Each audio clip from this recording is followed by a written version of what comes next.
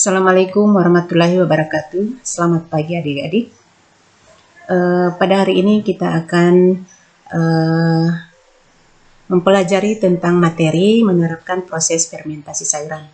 Sebelum kita masuk pada materi tersebut, saya akan ambil absen walaupun adik-adik di rumah, karena pada saat ini kita masih menghadapi pandemi COVID-19. Nah, baiklah, kita akan masuk pada kompetensi daripada menerapkan proses fermentasi sayuran. Kompetensi dasarnya yaitu menerapkan proses fermentasi sayuran, dan yang kedua mengoperasikan proses fermentasi pada media cair. Pada proses fermentasi sayuran ada tujuan pembelajaran, ada 5 tujuan pembelajarannya, yaitu yang pertama menghitung bahan media untuk pembuatan produk fermentasi sayuran, yang kedua mengklasifikasi jenis sayuran untuk difermentasi, yang ketiga melakukan pemilihan sayuran sesuai dengan permintaan untuk memastikan memenuhi persyaratan produksi, yang keempat merencanakan kebutuhan sayuran untuk satuan produksi, dan yang kelima yaitu membuat produk olahan fermentasi sayuran. Materinya yaitu A. Mengidentifikasi dan menunjukkan sayur segar untuk satuan produksi atau produk fermentasi, yaitu pickle atau asinan sayuran, merupakan sayuran yang difermentasi dengan garam, baik dalam bentuk larutan garam maupun garam kering, diawetkan dalam asam cuka dengan atau tanpa bumbu-bumbu. Produk pickle yang dapat diproduksi meliputi pickle stock atau stock pickle, pickle asin atau salt pickle, pickle asam atau sour pickle, dan pickle manis. Bahan yang digunakan dalam membuat pickle adalah sebagai berikut. 1. Bahan dasar.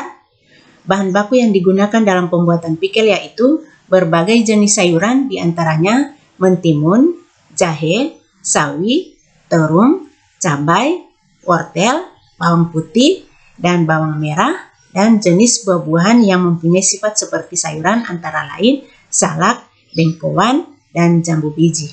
Jadi kalau adik-adik mau buat pickle, yaitu ambil saja salah satu daripada jenis sayuran itu mentimun. Yang kedua, bahan pendukung yang kedua yaitu air. Air yang digunakan harus benar-benar bersih dan bersifat higienis. Air bersih diperlukan untuk membersihkan bahan baku dan sebagai pelarut bahan. Air bersih juga diperlukan dalam proses produksi, diantaranya ialah perendaman bahan baku serta pencucian alat dan bahan baku produksi. B. Garam atau NaCl. Pickle diolah melalui proses fermentasi bahan di dalam larutan garam dengan konsentrasi tinggi yaitu 15-20%. Pickle dengan penggunaan garam konsentrasi tinggi dikenal dengan istilah salt stock pickle. Garam berfungsi untuk menarik gula dan nutrien lain dalam jaringan atau bahan baku. C. Starter. Dalam pembuatan pickle dapat ditambahkan starter. Starter tersebut mengandung bakteri pembentuk asam yang dikehendaki atau sesuai, di mana starter mikroorganisme atau bakteri pembentuk asam yang berperan dalam fermentasi pickle ini, antara lain 1. Leuconostoc mesenterides, aktif pada awal fermentasi larutan garam konsentrasi rendah. 2. Streptococcus faecalis, organisme toleran garam yang berperan aktif dalam pembentukan asam laktat. 3. Pediococcus cerevisiae, bakteri produsen asam tinggi dan Coccus toleran garam yang juga berperan dalam pembentukan asam laktat. 4. Lactobacillus brevis, organisme bentuk batang pembentuk gas, dan L. platarum yang sering terikut dalam masa starter dan pertumbuhannya biasanya pada masa akhir fermentasi. D. Gula.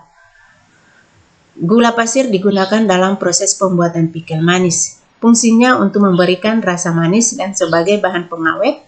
Gula terdapat dalam bentuk sukrosa, fruktosa, glukosa, dan dextrosa. Jenis gula yang beredar di masyarakat dalam bentuk sukrosa dikenal dengan istilah gula pasir. E. Soda alum dan CaCl2. Soda alum dan CaCl2 digunakan untuk mengeraskan bahan dasar sayuran yang akan dibuat pikel. B. Menganalisis dan menentukan kebutuhan alat serta cara penggunaannya. Beberapa peralatan yang diperlukan dalam pembuatan pikel adalah sebagai berikut. 1. Timbangan yang digunakan antara lain timbangan digital, timbangan kue, dan timbangan duduk. Spesifikasi timbangan digital duduk kecil adalah sebagai berikut. A. Timbangan digital duduk digunakan untuk menimbang bahan yang jumlahnya sedikit sehingga ketelitiannya lebih akurat. B. Timbangan ini memiliki layar LCD berwarna biru sehingga penunjuk angka sehingga tetap dapat digunakan di tempat yang kurang cahaya. C. Desain yang kecil dan mudah untuk dibawa kemana saja. D. Timbangan elektronik yang dapat memuat berat hingga 1 kg dengan keakuratan 0,1 gram. Nah, demikianlah materi pada pagi hari ini. Lebih dan kurangnya saya mohon maaf. Assalamualaikum warahmatullahi wabarakatuh.